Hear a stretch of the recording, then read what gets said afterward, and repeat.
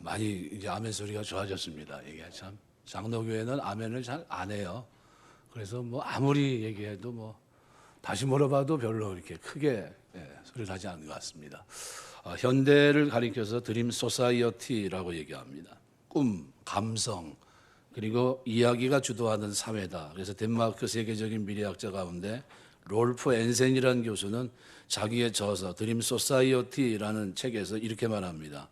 도래할 사회는 드림 소사이어티다. 이는 기업, 지역 사회, 개인이 데이터나 정보가 아니라 이야기를 바탕으로 성공하게 되는 새로운 사회다. 이렇게 얘기합니다. 꿈과 감성이 지배하는 21세기 소비자는 그래서 상상력을 자극하는 스토리가 담긴 제품을 구매합니다. 사람들은 이제 상품을 사지 않고 상품 속에 들어있는 꿈과 이야기를 삽니다. 스토리가 사람의 소비자의 마음을 움직이는 스토리 산업화 시대에 우리가 살고 있습니다. 그 시대가 우리 눈앞에 펼쳐졌습니다. 광고는 현대 기술의 총집결체라고 불립니다. 현대 모든 광고는 스토리의 힘에 의지하는 경우가 많습니다. 우리가 이제 슈퍼 같은 데 이렇게 들어가면 이제 물을 쉽게 공급받을 수 있는데 싼 거는 350원서부터 우리나라 물 중에 비싸야 1,000원 넘어가는 게 없어요. 500ml. 그런데 에비앙 같은 물은 어떻습니까? 비싸요. 뭐 이렇게 비싸냐고 물어봤어요. 아니, 똑같은 물인데 왜 이렇게 비싸냐고. 근데 에비앙은 한 200년 넘게 그들이 주장하는 게 뭐냐면 우리는 물이 아니라 약이다. 이렇게 얘기합니다. 그 스토리예요. 자기의 역사. 이거는 그냥 물이 아니라 약이다. 그러니까 그걸 먹는 사람들은 뭐로 생각하고 먹습니까? 약을 먹는 겁니다. 약으로. 저는 뭐 한 번 딱 먹어봤습니다. 다 300 평창수 아니면은 뭐 그런 거 주로 마시는데 싼 거 들어가서 딱 보면 제일 싼 거 그리고 어떤 때는 1+1 하는 게 있으면 그거 삽니다. 그게 제일 싸니까 나중에 또 마실 수 있고. 근데 요즘은 이야기예요. 그래서 우리가 많은 이 코카콜라 제가 한참 살이 쪘을 때는 집 앞 나갔습니다. 근데 제가 어느 정도 콜라를 좋아하냐면요. 콜라 1.8리터를 가지고 하면 시원하지가 않아요. 그러면 얼음을 하나 삽니다. 이게 큰 거. 얼마죠? 1,500원. 그거 이제 갖고 와서 거기다 이렇게 부어서 이제 책 보면서 야금야금 마셔요. 또 그 사이에 이것도 저기 하면 안 되니까 어디다 넣냐면 냉장고 넣어놓고 책 보면서 그거 다 마십니다. 그거 1.8리터를. 우리 집사람 보면 그거 볼 때마다 갖다 버려요. 또 산자고 그러면서. 왜냐면 그거 다 마시거든요. 그 정도로 제가 이 탄산을 좋아합니다. 그거를 딱 끊었는데 지금 참 많이 빠졌어요. 굉장히 많이 빠졌습니다. 탄산 하나 끊었는데 이 정도니까 뭐 참 감사하더라고요. 하루에 1시간 반 정도 걷고 2시간 정도 걷고 이렇게 하고 있습니다. 제가 말한 거에 대한 약속을 지켜야 되니까 이제는 움직여야 되지 않나. 우리 집사람이 그러더라고요. 당신은 그 배 나온 거 언제 출산할 거냐고. 그래서 나도 모르겠다고 그랬는데 이제는 출산할 때가 돼서 지금 많이 이제 문제가 해결이 되는 것 같습니다. 사람마다 모든 사람과 만물에는 이야기가 있습니다. 이야기, 스토리가. 우리가 말하는 고수와 하수의 차이는 뭐가 있을까요? 고수가 되는 그 과정에서 스토리가 있습니다. 이야기가. 아주 그 안에 독특한 이야기가 있습니다. 자기만이 경험했던 이야기. 미즈코 아키코라고 하는 사람이 있습니다. 퍼스트 클래스 승객은 펜을 빌리지 않는다라는 책을 쓴 사람인데 이 사람이 16년 넘게 퍼스트 클래스 객실을 담당했다고 합니다. 근데 그 사람이 관찰해 봤어요. 특징이 뭘까? 그 사람들의 손에는 역사책이 들려 있고 펜을 빌리지 않으며 계속 메모하는 습관이 있고 낯선 사람을 경계하지 않으며 자기만의 명품이 있다. 그래서 우리가 생각할 때 명품이라고 그러니까 그가 가지고 있는 게 몇백만 원짜리 옷이냐 뭐 이런 걸 얘기하는 게 아니고요. 성공한 사람의 특징은 세월의 흔적이 담긴 자기만의 명품이 있다는 겁니다. 자기만의. 브랜드가 명품이라는 게 아니라 값으로 따질 수 없는 소중한 추억이 담긴 이야기가 담긴 물건을 지니고 있더라 이 얘기입니다. 지갑 또는 열쇠고리. 근데 열쇠고리도 그냥 그게 아니라 자기 딸이 손재주가 없는 자기 딸이 그냥 우여곡절 끝에 하나 만들었어요. 수제로 열쇠고리를 갖다 줬어요. 여러분 그거 어떻게 하시겠습니까? 예, 시집가면서 주고 갔다고 한번 생각해 보세요. 아마 그거 평생 쓸 것 같아요. 근데 다른 사람이 좋은 걸 줘도 그거보다 제껴놓고 이걸 쓸 것 같아요. 왜요? 스토리가 담겨 있는 겁니다. 이건 내 딸이 준 거야. 내 딸이, 그 손재주 없는 내 딸이 자기가 만들어서 아버지 이거 열쇠고리 하세요. 이거 줬으면 그거 버리지 못할 것 같아요. 아무리 좋은 게 있어도. 예, 만년필도 마찬가지입니다. 누가 귀중한 사람이 의미가 담긴 그런 만년필을 하나 준다고 한다면 그거 쉽게 던지지 못해요. 자신의 물건을 보면서 항상 초심을 되새겼다고 합니다. 그러니까 이 명품을 소지하고 있다는 것은 그 물건 또는 그 삶에 진한 스토리가 있는 거예요. 그 스토리를 아주 소중히 여깁니다. 우리가 역사는 히스토리라고 말합니다. 그러나 하나님의 역사는 히즈 스토리예요. 그의 역사가 됩니다. 이사야 53장 2절 3절 보면 이 땅에 오신 예수님을 이제 미리 이사야가 예언한 건데, 그는 주 앞에 자라기를 연한 순 같고 마른 땅에 나온 뿌리 같아서 고운 모양도 없고 풍채도 없고 우리가 보기에 흠모할 만한 아름다운 것이 없도다. 그는 멸시를 받아 사람들에게 버림받았으며 간고를 많이 겪었으며 질고를 아는 자라. 마치 사람들이 그에게 얼굴을 가리는 것 같이 멸시를 당하였고 우리도 그를 귀히 여기지 아니하였도다. 예수님의 모습을 우리가 성화에서 보면 멋있는 얼굴입니다. 그 얼굴이 맞을까요? 틀릴까요? 예, 틀립니다. 왜요? 셈 계통의 얼굴이 아니에요. 그래서 우리는 셈족 이스라엘이나 우리 이 아시아 계통의 얼굴이기 때문에 그 얼굴이 맞지 않고, 그 다음에 뭐가 그렇게 우리가 볼 때 흠모할 만한 것이 없었다는 겁니다. 그러니까 목수 집안에 출생을 해서 어려서부터 고생한 겁니다. 얼굴과 손은 거친 삶의 흔적으로 가득했을 겁니다. 전에 교회에 섬겼을 때 제가 어떤 할머니 집사님이 계신데, 그 할머니가 농사 짓는데 이렇게 얘기하더라고요. 손이 거름이에요. 손이 거름이에요. 근데 손을 딱 봤는데요, 손이 발가락보다 더 커요. 아주 뭉툭했는데 완전히 손이 뭐냐 하면은 굳은 살이 다 배겨가지고 이게 손가락인지 발가락인지 모를 정도예요. 손을 잡으면 투박합니다. 웬만한 남자 손도 그렇게 투박한 사람 제가 못 봤어요. 근데 손톱도 이렇게 보니까 그냥 조금 이렇게 달려 있어요. 하도 긁어서 그런지. 그러니까 그게 그 손으로 모인 겁니다. 농사 진 겁니다. 농사를 진 거예요. 그러니까 그 손에 손톱이 제대로 있지도 않아요. 그러면서 뭐라고 얘기하면 손이 거름이라고 이렇게 얘기합니다. 거친 흔적이 예수님의 손에 있을 겁니다. 만일 예수님의 어떤 사역을 하는 데 있어서 예수님에게 스펙을 얘기했다면 스펙이 있었을까요? 없습니다. 뭐 학교를 어딜 나왔고 뭐 누가 인정할 만한 뭐 자격증이 있고 이게 전혀 없어요. 그럼 예수님이 부르신 사도들의 면면은 어떻습니까? 예, 베드로, 안드레, 야고보, 요한, 빌립은 갈릴리 어부고, 마태는 세리였고, 셀롯이라는 시몬은 유대 독립투쟁을 과격하게 했던 열심당원이고, 12사도를 스펙으로 본다면 요즘 인류 기업 입사 면접을 통과할 사람은 아무도 없어요. 만일 한 사람 추천한다면 누가 있냐면 가룟유다. 가룟유다 외에는 면접에 이렇게 서류 심사하면 서류 심사에서 다 떨어질 사람들입니다. 스펙은 제로예요. 그런데 뭐가 있습니까? 복음이 있어요. 내용이. 그래서 하나님께서 우리에게 스펙이 화려한 삶보다는 이야기가 있는 삶을 원하십니다. 아주 참 귀중한 내용이 아닌가 생각이 됩니다. 성경에서 말하는 스토리가 있는 삶이란 뭘까요? 하나님과 깊이 동행한 경험을 의미합니다. 하나님과 깊이 동행했던 시간, 하나님을 미친 듯이 사랑했던 그 마음, 그리고 하나님의 나라를 위해 사용했던 모든 물질과 그리고 봉사와 헌신, 충성의 이야기들, 기쁜 기도를 통해 하나님의 구원과 은혜를 경험했던 이것이 우리가 하나님 앞에 드려야 될 신앙의 스토리입니다.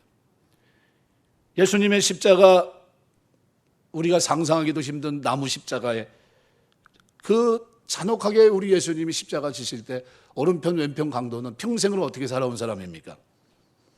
거기 달릴 수밖에 없도록 죄 가운데 살았던 사람이에요.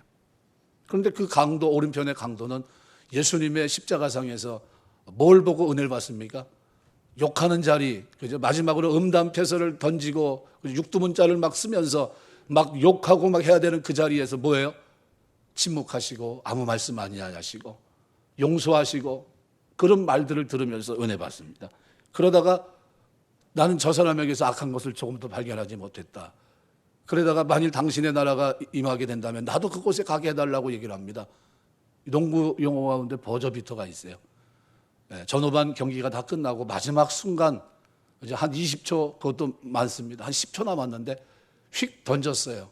그게 마지막 마침표와 마찬가지로 딱 들어가면서 끝납니다. 이 사람은 인생 가운데서 버저비터입니다. 버저비터. 평생 자기 좋을 대로 죄 가운데 살다가, 그래서 그 결과로 나무 십자가에 달렸는데, 그리고 이제 죽어가는 그 마지막 순간에 그것도 가장 생명의 주가 되시는 주님을 만나고 그 자리에서 인생이 어떻게 버저비터가 됐어요. 구원받았습니다. 천국 갔습니다. 얼마나 기뻤겠습니까? 그런데 그는 천국에서 가장 후회와 아쉬움 속에서 살아가는 사람이 될 겁니다. 왜 그랬을까요? 그는 나를 위해 구속하시기 위해 이 땅에 오셔서 십자가 지신 주님을 위해 땀을 흘리고 수고한 삶의 스토리가 없어요. 나를 구원하신 예수님을 깊이 사랑했던 추억이 없고 예수님과 깊이 동행했던 삶의 이야기가 그의 삶에는 전무합니다. 반면 사도 바울은 어떻습니까? 자기 몸에 예수의 흔적을 가졌다고 말합니다. 갈라디아서 6장 17절 말씀해 보니까 이후로는 누구든지 나를 괴롭게 하지 말라. 내가 내 몸에 예수의 흔적을 지니고 있노라. 흔적이라는 헬라 말은 스티그마라는 말입니다. 낙인이라는 의미입니다. 가축이나 노예 몸의 주인이 자신의 소유라는 것을 나타내도 보이기 위해서 불도장을 찍는 거예요. 이거 내 것이다 하는 겁니다. 문신 등의 표식을 가리킵니다. 그게 낙인이에요. 바울은 자신의 몸에 예수의 흔적이 불도장까지 찍혀져 있다고 말합니다. 이게 무슨 의미일까요? 예수님을 사랑한 자신의 삶의 스토리가 가득하다는 거예요. 고린도서 11장 23절부터 27절 말씀을 보면 이렇게 기록합니다. 그들이 그리스도의 일꾼이냐 정신없는 말을 하거니와 나는 더욱 그러하도다. 내가 수고를 넘치도록 하고 옥에 갇히기도 더 많이 하고 매도 수없이 맞고 여러 번 죽을 뻔하였으니 유대인들에게 40에 하나 감한매를 5번 맞았으며 3번 태장으로 맞고 1번 돌로 맞고 3번 파선하여 일주야를 깊은 바닷속에 지냈으며 여러 번 여행하면서 강의 위험과 강도의 위협과 동족의 위험과 이방인의 위협과 신의 위험과 광야의 위험과 바다의 위험과 거짓 형제들의 위험을 당하고 또 수고하고 애쓰고 여러 번 자지 못하고 줄이고 목마르고 여러 번 굶고 춥고 헐벗었노라. 사도 바울이 부름받고 난 후 그가 자신이 달려갈 그 사명의 길, 부르심의 길에서 어떻게 하나님을 섬겼는지에 대한 이야기예요. 스토리가 있습니다. 자신의 몸에 돌팔면질을 당했고 몽둥이로 맞은 흔적이 있다는 겁니다. 그 밖에 수많은 도구의 흔적이 있다는 겁니다. 예수님을 사랑한 흔적, 사명을 감당하기 위해 자신이 필연적으로 겪어야 됐던 그 흔적. 사도 바울은 이 흔적이 바로 예수님을 사랑한 자기의 스토리라고 말합니다. 사랑한다고 하는 것은 그 사랑의 깊이만큼 흔적을 가지는 거예요. 우리가 행복한 노년이 됐다 얘기했을 때 그 행복한 노년은 믿음 안에서 어떤 노년이 될까요? 가만히 생각해 보니까 저는 그렇게 생각합니다. 하나님을 깊이 사랑했던 스토리에 대한 추억이 많은 사람이 맞이하는 노년. 이것이 행복한 노년 아니겠습니까? 우리가 주님 앞에 서게 됐을 때 그때 여러분 어떤 스토리를 들려주고 싶습니까? 주님, 내가 주의 백성으로 살아가는 동안 이렇게 충성했고 이렇게 헌신했고 이렇게 섬겼습니다 라는 이야기예요.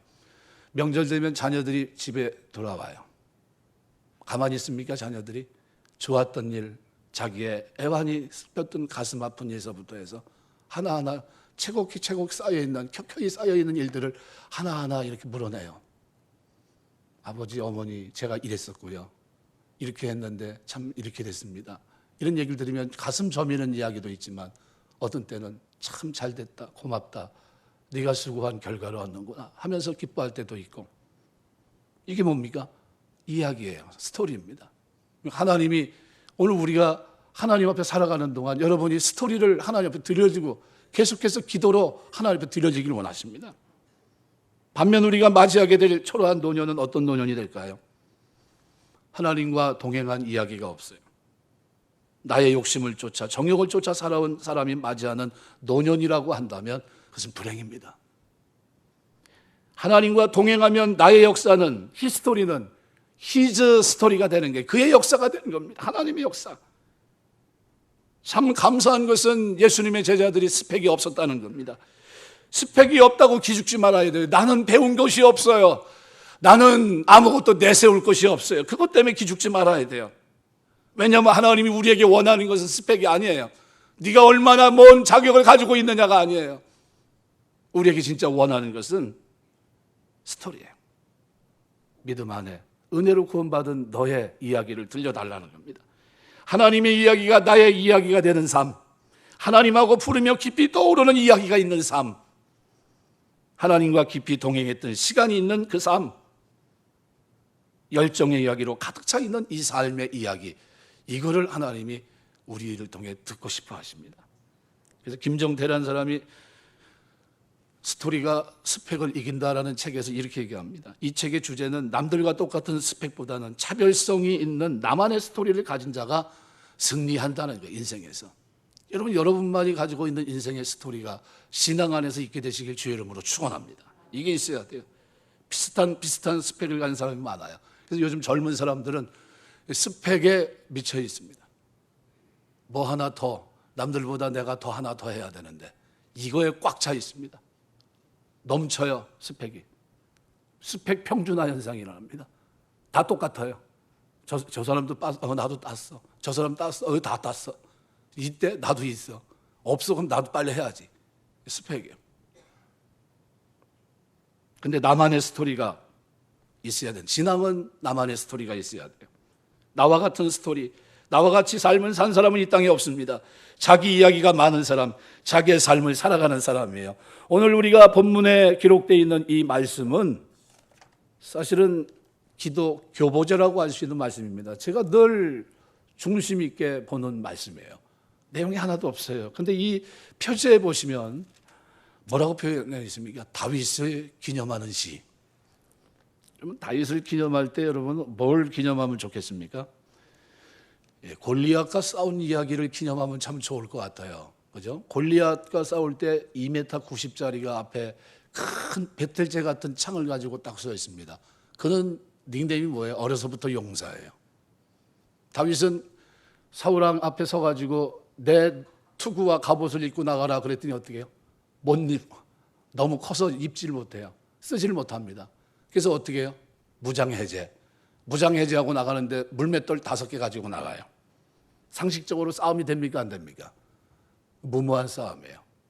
내가 만약 형이면 다윗 붙잡았을 겁니다. 야, 미쳤냐 너 지금 뭐 하는 거냐 지금 야 나도 안 되는데 막 네가 되겠냐? 아마 목숨 걸고 말했을 겁니다. 그런데 어떻게 해요? 물맷돌을 가지고 나가서 싸웁니다.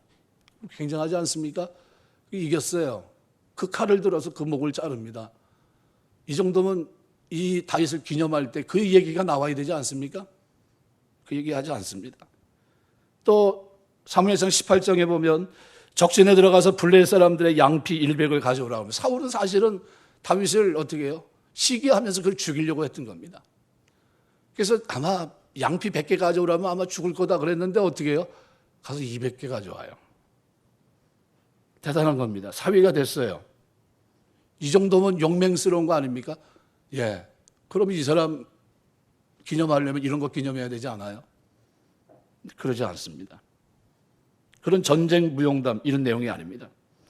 오히려 어떤 사람이 죽을 병에 걸려서 거의 다 죽어가면서 어떻게 하면 원수와 싸울 것이고 어떻게 하면 하나님 나라를 지킬 것인지를 놓고 그것을 위해서 기도로 자기 이야기를 하나님 앞에 풀어놓고 있어요. 거의 다 죽어가는 사람과 다윗을 기념하는 것이 무슨 상관이 있는지 도무지 연결이 안 되는 것이 시편 38편이에요. 참회시 가운데 하나입니다. 그런데 중요한 것은 다윗이 하나님을 의지하고 말씀을 붙들고 살아갔던 삶의 모델이라는 겁니다. 이스라엘 백성들은 위기 속에서 고통 속에서 환난 속에서 다윗의 신앙을 기억하면서 기념했고 그리고 그것을 통해 도움을 받았던 겁니다. 검증된 신앙의 발자취 속에 묻어있는 다윗의 믿음을 엿볼 수 있고 본받을 수 있는 겁니다. 여기 기념하라고 하는 것은요, 대단한 의미가 담겨 있는 겁니다. 여호수아 4장에 보시면 6절 7절에 이스라엘 백성들이 요단을 건너요. 언약궤를 맨 제사장들이 앞서고 이때 얼마나 기뻤겠습니까? 홍해를 간 것 같은 기적이 일어났으니까. 그래서 12돌을 취해서 기념하게 합니다. 길갈에 세운 12돌, 이 돌들이 이스라엘에게 영원한 기념이 되리라 그랬어요. 기념. 이게 무슨 얘기입니까? 하나님이 그들의 문제 해결해 주셨던 것, 그죠? 그걸 기념하고 있는 겁니다. 이 기념이란 말이 우리 신약 성경에 또 나와 있어요. 고린도서 11장에 보시면 24절부터 26절 우리가 알고 있는 성만찬입니다. 떡을 떼고 잔을 나누는. 근데 그 내용 마지막엔 뭘 기록하고 있습니까? 주의 죽으심을 그가 오실 때까지 전하는 것이니라. 기념하라는 거예요. 여러분 지금 어디 오신 겁니까? 주의 부활을 기념하는 기념식에 온 거예요. 초대교회는 모일 때마다 떡을 뗐습니다. 잔을 나누고 성찬 예식을 했다는 겁니다. 요즘은 번거로워서 그렇게 많이 하지 않아요. 하지만 우리가 예배 드릴 때마다 주의 죽으심을 오실 때까지 전하는 겁니다. 기념이에요, 기념. 기념. 이 기념은 그런 의미가 있어요. 근데 오늘 본문은 다윗의 그 신앙을 우리가 엿볼 수 있는데, 그럼 다윗의 어떤 모습을 기념하고 있습니까? 고난 속에서 기도하는 모습을 기념하고 있는 거예요. 이 고난을 나눠보면 오늘 본문은 육체의 고난, 마음의 고난, 영적인 고난으로 나눌 수 있어요. 38편 전체를 다 읽어야 되는데 읽지 않았습니다. 왜요? 앞에서부터 14절까지는 그 고난을 말하고 있기 때문입니다. 그 다음에 15절서부터 마지막 절까지는 왜 하나님이 나를 도우셔야 되는지 자기의 이야기를 펴나가고 있어요. 첫 번째로 육체 고난에 대해서 얘기합니다. 1절, 2절 보니까 이렇게 표현해요. 여호와여 주의 노하심으로 나를 책망하지 마시고 주의 분노하심으로 나를 징계하지 마소서. 주의 화살이 나를 찌르고 주의 손이 나를 심히 누르시나이다. 다윗은 죄를 졌습니다. 넘어졌어요. 그로 인해 회개하는 겁니다. 이 참회십니다. 철저히 회개합니다. 자신의 고통을 어떻게 표현하고 있습니까? 등에 깊이 화살이 박혔어요. 화살을 빼야 살 수 있을 것 같은데 너무 깊이 박혀 있어요. 빠지지가 않습니다. 그만 가만히 놔두면 죽을 수밖에 없어요. 그런데 그건 이 고난 속에서 하나님의 손이 나를 누르고 있음을 압니다. 유도나 레슬링에서 목 조르기 누르기 한번 해보셨는지 모르겠어요. 목 제대로 졸리면요 그냥 기절합니다. 네, 우리가 볼 때는 별거 아닌 것 같은데요. 조르기 하면 장난치는 것 같잖아요. 저 뭐 깃을 잡고서 저렇게 한다고 뭐 별거 있겠나? 예, 2초 내에 그냥 기절합니다. 꽉 조여버리면 숨도 못 쉬어요. 그래서 유도하는 사람들이 물어봤더니 그러더라고요. 선후배 간에 질서를 잡으려고 할 때 제일 오리엔테이션 하면 가서 조르기 안 됩니다. 죽으면 어떻게 하냐고 그래서 죽으면 죽지는 않아요. 그러더라고요. 기절할 뿐이지. 그렇게 그 얘기합니다. 그래서 선후배 간에 위화감 조성하기 위해서 질서를 잡기 위해서 조르기 한다 얘기를 하더라고요. 그래서 그러냐고 독특하다고 내가 그래서 환영해 줘야 되는 거 아닙니까? 왜 조릅니까? 내가 그랬더니 선후배 사이에 질서를 잡기 위해서 그렇게 한대요. 그러시냐고. 그렇게 이제 제가 알고 있습니다. 레슬링도 그런 것 같아요. 하나님의 손이 누릅니다. 다윗은 지금 자신이 당하는 고통을 다른 각도에서 이해합니다. 사람이 내리 누르고 나에게 고통을 주면 죽을 수도 있습니다. 그런데 하나님이 나를 누르고 계세요.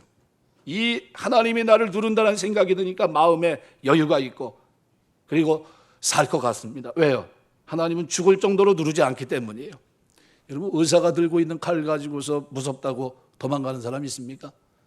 그러지 않습니다. 왜요? 그 칼은 나를 죽이려는 칼이 아니에요. 나를 살리려는 칼입니다. 처음에 어려움을 경험하면 하나님도 나를 도우실 수 없다는 생각을 갖습니다. 그런데 그 어려움을 이기기 위해서 수단 방법을 가리지 않는데 근데 어려움이 중복되면 어느 정도 정신이 들어와요. 이 어려움도 하나님의 손에 있다는 생각이 들어오게 되면 그때 마음이 진정됩니다. 이것도 하나님 손에 있지. 그러면 하나님께 기도할 마음이 생깁니다. 기도하시길 주의 이름으로 축원합니다. 기도해야 돼요. 그런 사람은 기도 내용이 다릅니다. 하나님, 이 정도로 저를 치셨으면 이제 저도 알아들을 만하고 이제는 결단했으니까 그만하셨으면 좋겠습니다. 기도하는 거예요. 성도들에게 위기가 닥쳤을 때 가장 중요한 것은 두려운 감정에 사로잡히지 않는 거예요. 침착하게 내 마음을 수습하고 하나님 앞에 구조 신호를 보내야 돼요. 우리 병원 가면 의사 앞에 가서 어떻게 해요? 계속해서 내 상황을 설명합니다. 내가 이래서 이렇게 했고요. 이렇게 살아왔습니다. 그 얘기를 해줍니다. 내가 처한 상황을 기도로 계속해서 이야기로 말씀드립니다. 3절에서 5절 보시면 주의 진노로 말미암아 내 살이 성한 것이 없사오며 나의 죄로 말미암아 내 뼈에 평안함이 없나이다. 내 죄악이 내 머리에 넘쳐 무거운 짐 같으니 내가 감당할 수 없나이다. 내 상처가 썩어 악취가 나오니 내가 우매한 까닭입니다. 시인은 지금 자기의 증세를 하나님께 기도로 설명합니다. 제 몸에 성한 것이 없습니다. 머리는 무겁고 살은 썩어 악취가 납니다. 병이 아주 깊어 보여요. 정상적으로는 회복이 불가능합니다. 자신의 죄악이 머리에 넘쳐 머리가 무거워요. 우매하기 때문에 상처가 썩어 악취가 납니다. 너무나 오랫동안 하나님 말씀에 순종하지 않았고 미련하게 살아왔기 때문에 이런 지경이 됐다는 겁니다. 아무래도 시인은 지금까지 자기 나름대로 잘 산다고 생각하며 잘못된 길을 달려온 것 같습니다. 하나님께서 그의 삶을 기뻐하지 않으셨고 여러 차례 정지 신호를 보냈음에도 불구하고 그는 깨닫지 못했어요. 미련스럽게 가다가 지금 이렇게 만신창이 상태까지 되게 된 겁니다. 그는 지금 과연 자신이 살 수 있을지 없을지 자신이 없어요. 근데 놀라운 것은 이런 고통을 통해서 자신의 잘못을 분명히 깨닫게 됐고 바른 신앙을 되찾게 되었다는 겁니다. 영적으로 깨닫고 보니까 그에게 미련이 하나 있습니다. 그것은 하나님께서 다시 살게 해주신다면 정말 멋있게 믿음 생활하고 싶어요. 이제는 스토리를 써나가고 싶은 겁니다. 어디까지나 이것은 자기 생각이에요. 그럼에도 그의 마음속에 아쉬움이 있습니다. 하나님 저에게 다시 한번 기회를 주십시오. 주님을 위해 하나님의 영광을 위해 살 기회를 주시면 얼마나 좋겠습니까? 6절 7절에 이렇게 말해요. 내가 아프고 심히 구부러졌으며 종일토록 슬픔 중에 다니나이다. 내 허리에 열개가 가득하고 내 살에 성한 것이 없습니다. 늑막염인지 모르겠어요. 몸 증세가 어때요? 허리에 열이 가득합니다. 신장염인지 모르겠습니다. 의사에게 자기 몸을 보여요. 증세 하나를 설명합니다. 하나하나. 하나님께 기도로 설명하는 것은 그래서 대단히 중요해요.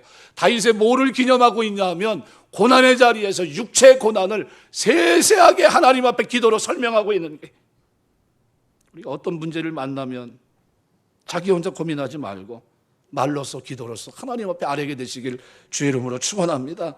계속해서 포기하지 말아야 돼요. 우리가 하나님께 기도를 드리면 기도하는 가운데 우리 두려움이 하나님께로 넘어갑니다. 이것이 구약시대 제사를 지내면서 짐승에게 안수했던 것의 의미입니다. 안수를 하면서 내가 가지고 있던 모든 질병과 모든 무거운 짐들이 상대방에게 넘어간다고 생각했습니다. 우리가 소리를 내면서 하나님께 기도하는데 그것이 안수기도와 비슷한 의미예요. 새벽에 나와서 기도하시기 바랍니다. 금요 철야기도 때 나와서 기도하세요. 우리 안에 있는 그 모든 악취와 고름과 썩은 것들을 하나님께 부르짖으면서 기도할 때 하나님이 들으시고 가져가 버리시는 거예요. 육체 고난이. 시인은 고난 속에서 자신의 병사가 악화되는 것을 보면서 그때마다 하나님께 기도를 했던 것 같습니다. 이것이 자기 염려와 걱정을 하나님께 맡겨드리는 성도의 태도인 것입니다. 바로 이것을 기념하는 거예요. 기념. 골리앗을 이긴 것을 기념한 것이 아닙니다. 양피 200개 가져온 걸 기념하고 있질 않아요. 고난이지만 자기 죄 때문이지만 그럼에도 포기하지 않고 낙심하지 않고 기도하는 그것을 기념하고 있어요. 육체 고난만 있었습니까? 아니에요. 오늘 8절 9절 보니까 마음의 고난도 얘기합니다. 그래서 8절 9절 내가 피곤하고 심히 상하였으며 마음이 불안하여 신음하나이다. 9절 보면 주여 나의 모든 소원이 주 앞에 있사오며 나의 단식이 주 앞에 감추이지 아니하나이다. 너무 피곤해서 마음이 많이 상해 있어요. 어려움은 계속되고 상태는 호전되지 않습니다. 스스로 화가 났을지도 몰라요. 아니면 다른 사람이 자기에게 한 말 때문에 상처를 받았을지도 모릅니다. 여기 마음이 상해 있다는 것은 화가 났다는 거예요. 지금 너무 불안합니다. 그는 지금 자기가 죽을 수도 있다는 것을 생각하고 있습니다. 그리고 한 말이 뭐예요? 모든 소원이 주께 있나이다. 생사화복은 주께서 주장하시는 거예요. 내 결정이 아닙니다. 하나님이 필요하시면 살리는 거예요. 필요하시면. 그래서 하나님이 원하시면 되는 게, 원하시면. 우리가 기도의 끈을 놓지 않게 되시길 주의 이름으로 축원합니다. 기도하셔야 돼요. 하나님께서 자신을 살려주시면 사는 것이고 그렇지 않으면 죽는 것인데 일체의 인간적인 방법을 사용하지 않겠다는 뜻입니다. 그래서 이 시인의 결심과 같이 10절 말씀에 보면 뭐라고 변합니까? 내 심장이 뛰고 내 기력이 쇠하며 내 눈의 빛도 나를 떠났나이다.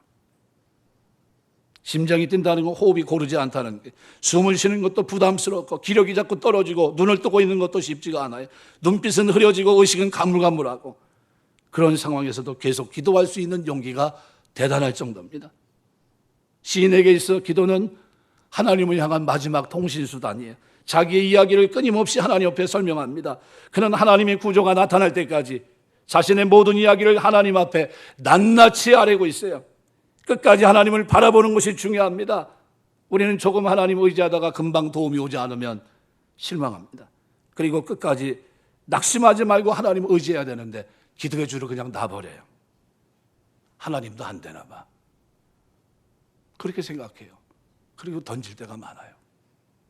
마가복음 5장 21절부터 43절 보면 회장당 야이로라는 사람이 등장합니다. 자기 딸이 병들어 죽게 됐어요. 예수님을 찾아가 그 발 앞에 엎드려 절을 하면서 자기 딸의 병을 고쳐달라고 말합니다. 부탁해요. 예수님께서는 그 귀하지 않습니까? 엎드려 절하고 자신을 초청했는데 초청에 응합니다. 딸을 살리기 위해서 야이로 집으로 향하다가 그만 중간에 일이 생겼습니다. 혈루 근원을 갖고는 혈루병 아는 사람이 예수님의 옷가를 만지고 병이 나요. 그래서 나에게 능력이 나갔는데 그게 누구냐 부릅니다. 그리고 얘기를 하는 중에 그만 야이로 회당장 그 집의 종이 예수님이 오실 필요가 없게 됐습니다. 딸이 죽었습니다. 딸이 죽었다는 전가를 받고 크게 실망하고 있는 야이로에게 예수님이 하신 말씀이 이 말씀입니다. 두려워 말고 믿기만 하라. 지금 진행형입니다. 생명의 주가 되신 이 땅에 오신 주님 앞에 생명을 살려달라고 했는데, 그런데 오는 도중 이미 죽었어요. 근데 주님은 그 소식을 듣고도 두려워 말고 믿기만 하라. 그리고 죽어있는 여인, 결국은 여자아이의 손을 잡아 일으키시고 죽은 아이가 살아나는 기적을 그 집에 행하십니다. 중요한 거는 믿는 겁니다. 중요한 건 기도하는 것이고, 중요한 건 나의 이야기를 하나님 앞에 전달해야 돼요. 요한복음 11장 1절에서 44절 보면 마리아의 오라비 나사로 사건이 기록되어 있습니다. 나사로는 예수님이 사랑하는 사람인데 병들어 죽게 됐어요. 그런데 예수님은 나사로 병들었다는 전가를 받고도 지체하는 바람에 나사로가 죽어버려요. 예수님이 마리아 집에 도착했을 때는 장례도 끝났고 사람들의 문상을 받고 있는 때입니다. 그때 21절, 27절을 보시면 이렇게 표현해요. 마리아가 예수께 여짜오되 주께서 여기 계셨더라면 내 오라비가 죽지 아니하였겠나이다. 27절 보시면 이르되 주여 그러하이다. 주는 그리스도시요 세상에 오시는 하나님의 아들이신 줄 내가 믿나이다. 마르다는 22절, 23절에서 또 이렇게 말합니다. 그러나 나는 이제라도 주께서 무엇이든지 하나님께 구하는 것을 하나님이 주실 줄을 아나이다. 22절 위대한 고백을 하고 23절에 이렇게 말해요. 예수께서 가라사대 내 오라비가 다시 살리라.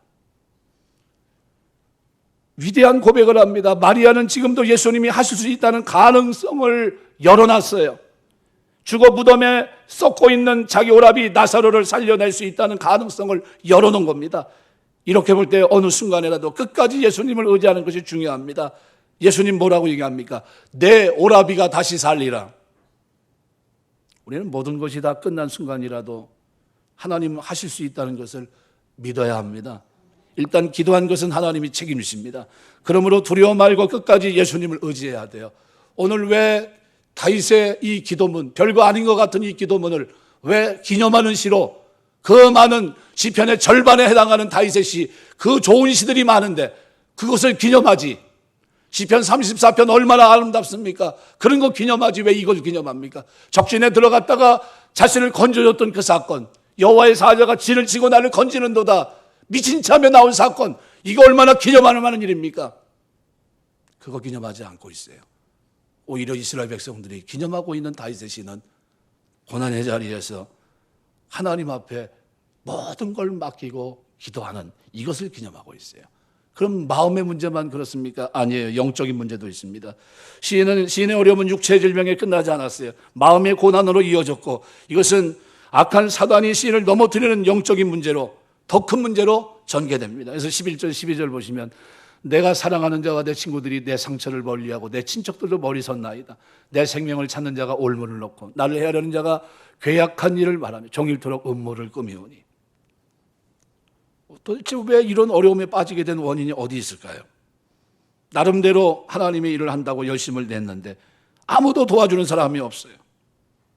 그러다 보니까 이 사람이 자신도 모르는 사이에 악한 자의 계획에 빠지게 됩니다. 이것을 좀 더 쉽게 이해하려면 삼손의 처지를 우리가 이해하면 됩니다. 삼손이 혼자 사사가 되어서 이스라엘 부흥을 위해서 블레셋과 전쟁을 합니다. 전무후무한 힘을 그에게 줬어요. 하지만 혼자 싸우는 게 문제였습니다. 이스라엘 백성들은 삼손을 도와줘야 되는데 어떻게 해요? 삼손을 묶어서 오히려 블레셋 사람들에게 넘겨줍니다. 혼자입니다. 외로운 전쟁이었어요. 그러다 보니까 나신으로서 거룩하지 못했고 여인을 쫓아다녔고 속고 또 속아서 결국은 눈 뽑히고 하나님의 능력 잃어버리고 짐승의 우리와 같은 곳에 노출에 묶였던 겁니다. 그러므로 성도는 교회 중심으로 일을 해야 돼요. 항상 혼자 하지 마시고 같이 하셔야 돼요. 교회가 뭐 연합해서 하려고 할 때 우리 어제 남전도에서 다 갖다 이렇게 우리 교회 팻말 보시는지 모르겠어요. 다 세웠어요. 20개 양쪽으로 나눠서 참 하나님 은혜입니다. 할 때 같이 하시길 주 이름으로 축원합니다. 시간 있을 때 자꾸 시간 내서 하는 겁니다. 공동체와 함께 일어납니다. 공동체를 떠나 혼자 지나치게 열심을 내다 보면 사단의 올무에 걸려들 수 있습니다. 그런데 지금 기도하는 이 성도는 이미 올무에 걸려들었습니다. 결과 비참한 지경까지 빠지게 됐어요. 그러나 같은 형제 친구에게서도 도움을 받을 수 없었고 그들은 영적으로 너무나 침체되어 있어서 아예 그를 도울 생각조차 없습니다. 그런데 이 시인이 할 수 있는 것은 뭡니까? 회개예요. 철저한 회개.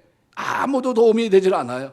그래서 아주 작은 죄를 할지라도 그때 하나님 앞에 기회 달라고 하면서 기도하고 있어요.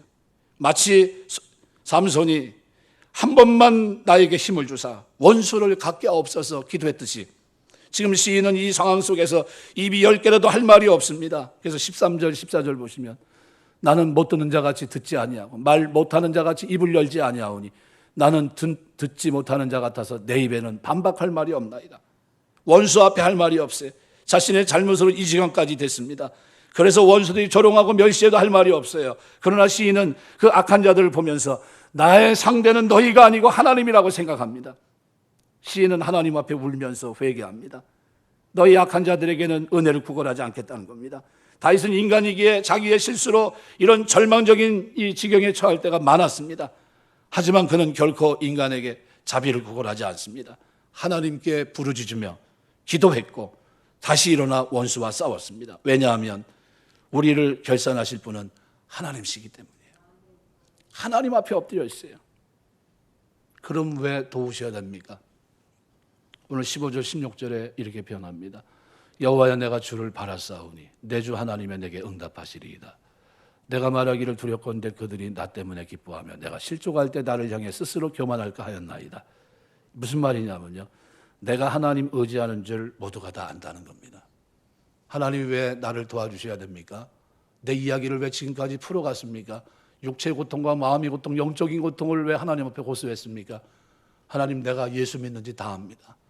내가 날마다 새벽 기도하는지 저들이 다 압니다. 내가 이대로 무너지면 이것이 무슨 도움이 되겠습니까? 내가 하나님을 의지하는 줄 모든 사람이 다 아는데 내가 이 상태에서 비참하게 끝나버리면 하나님 믿지 않는 자들이 다 기뻐하고 좋아합니다. 자기를 높이고 크게 교만한 자들의 입에서 하나님 영광을 가리기 때문에 이런 일은 일어나지 않기를 원합니다. 두 번째는 17절 18절 보니까 회개하는 자의 기도를 들어주시기 때문이에요. 그래서 오늘 17절 18절에 이렇게 말합니다. 내가 넘어지게 되었고 나의 근심이 항상 내 앞에 있사오니 내 죄악을 아뢰고 내 죄를 슬퍼함이니이다. 하나님의 백성들은 자기가 잘못해 징계를 받은 것은 어쩔 수 없습니다. 그러나 그것 때문에 하나님의 이름이 회방받는다는 것은 참을 수가 없어요. 그래서 성도들이 자기 죄를 자백하고 하나님의 이름을 위해 부르짖으면 그 기도를 하나님 반드시 들어 응답하시는 줄 믿습니다. 그래서 우리는 어려울 때 철저히 회개하는 겁니다.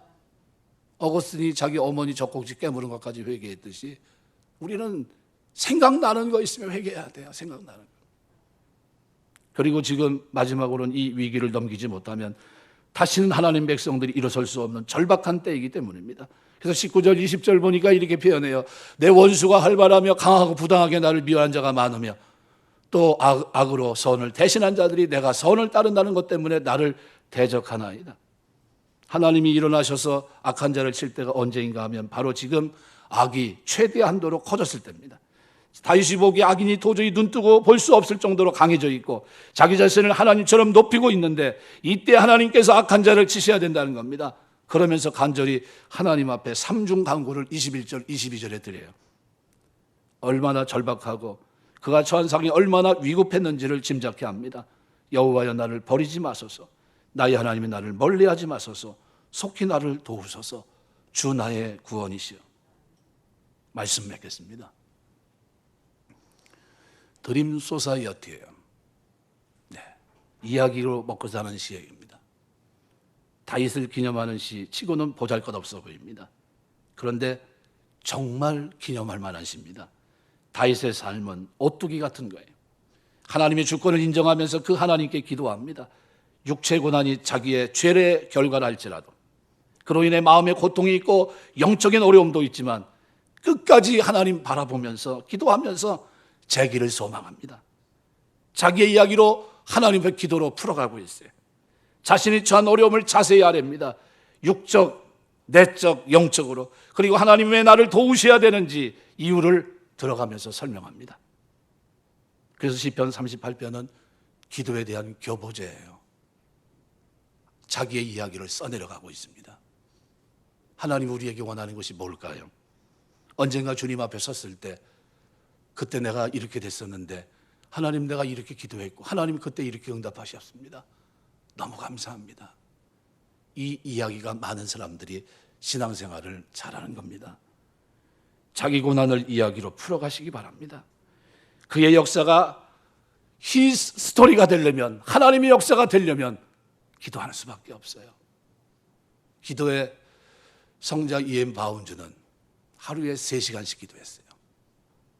성경책을 피기 전에 3시간 하나님 앞에 먼저 기도했다고 합니다. 왜요? 자기의 사정을 낱낱이 아뢰는 이것만큼 중요한 것이 없기 때문에. 하나님은 우리에게 네가 어떤 스펙을 갖고 있냐 물어보지 않으세요. 어떤 이야기를 가지고 나에게 오는지 그걸 물어보십니다. 예수 이름으로 우리가 주 앞에 나아갈 때 우리 주님은 그 모든 이야기를 들으시고 내 역사를 그의 역사로 도우시는 역사로 만들어 가십니다. 많은 이야기가 있어야 돼요. 오른편 강도는 구원의 감격이 전혀 없지. 단 한 번 한순간이에요. 마지막 순간이에요. 그에겐 이야기가 하나도 없어요. 일평생 우리가 주님을 섬기며 사는 동안 우리에게는 이야기거리가 많아야 돼요. 사도 바울처럼 내가 주를 위해 주의 교회를 위해 하나님의 나라 확장을 위해 이렇게 갔습니다. 나의 달려갈 길과 주 예수께 받은 사명 이것을 감당하기 위해서 나는 나의 생명을 조금 더 귀한 것을 여기지 않았습니다. 내 몸에 그리스도의 흔적을 보십시오. 이스라엘이 6.1 전쟁을 했을 때 많은 유대인들 공부하다 말고 펜을 집어던지고 총뿌리를 잡으려고 이스라엘 국가로 들어갑니다. 아랍 사람들은 다 도망가고 그때 물어봤어요. 기자가 도대체 아랍 사람들은 다 도망가는데 너 이스라엘 사람들은 왜 전쟁하러 들어가냐? 그때 이렇게 대답했습니다. 아버지는 그 6.1 전쟁할 때 뭐 하셨어요? 그리고 어디 계셨어요? 이 질문에 대한 대답을 하기 위해서 나는 그 전쟁에 참여한다 이렇게 얘기했어요. 죽을 수도 있는데 그런데 이야기를 위해서 하나님 앞에 서서 어떤 이야기를 들려주고 싶습니까? 우리의 삶은 이야기예요. 하나님 앞에 기도로 여러분의 이야기를 풀어가시기 바랍니다. 새벽에 아니면 집의 골방에서 아니면 금요 철야 기도 때 나와서 나의 이야기를 나의 육체, 나의 마음에 영적인 문제를 가지고 기도하셔야 돼요. 이것이 하나님의 이야기가 되는 겁니다. 이 축복이 저와 여러분의 삶 속에 충만하게 임하게 되시길 주의 이름으로 축원합니다. 기도하겠습니다.